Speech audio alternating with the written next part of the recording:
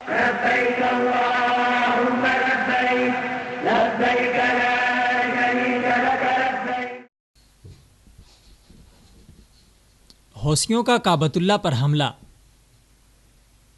یمن میں ایرانی پروردہ حوثی شیعہ باغیوں نے ابرہہ کے رستے پر چلتے ہوئے کعبۃ اللہ پر میزائل حملہ کیا، جسے سعودی دفاعی فورسز نے ہوا میں ہی تباہ کر کے حوثیوں کے بھیانک عزائم کو خاک میں ملا دیا.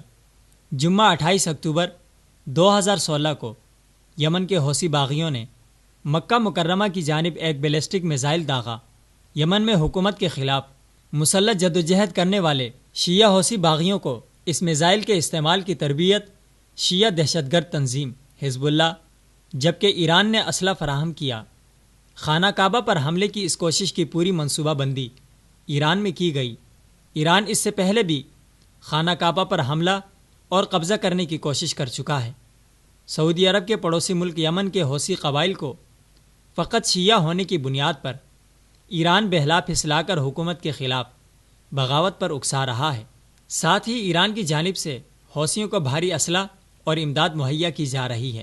خانہ کعبہ دنیا بھر کے مسلمانوں کا ایمانی مرکز و محور ہے، جس کی توہین یا اس پر حملے کی ناپاک سوچ کو بھی کسی صورت قبول نہیں کیا جا سکتا.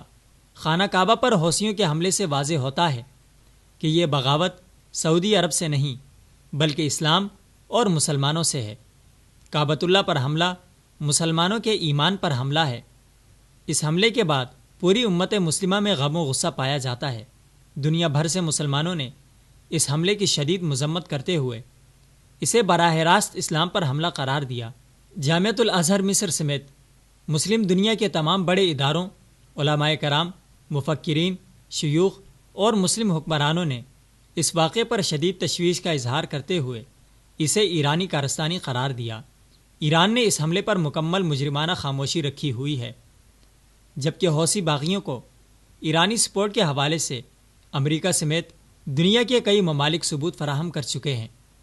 سعودی حکام کے دفاعی ماہرین نے خدشہ ظاہر کیا ہے کہ ایرانی شہ پر یمنی حوثی شیعہ باغی آئندہ بھی ایسے مکروہ عزائم رکھ سکتے ہیں.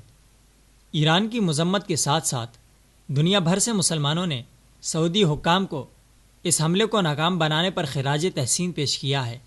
ایران ایک جانب تو مسلم دنیا میں اسلام کے نام پر دھوکہ دہی سے شیعت کو فروغ دے رہا ہے، جبکہ دوسری جانب حوثیوں کے ذریعے اسلام کے مرکز پر حملہ آور ہے.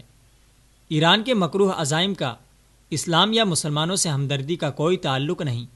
ایران کو فقط اپنے اقتدار اور سیاسی مفادات سے غرض ہے، جن کے حصول کے لیے ایران مسلم دنیا میں دہشت گردی پھیلانے کے ساتھ ساتھ خطے میں نفرت اور بدامنی پھیلانے میں سب سے زیادہ کردار ادا کر رہا ہے.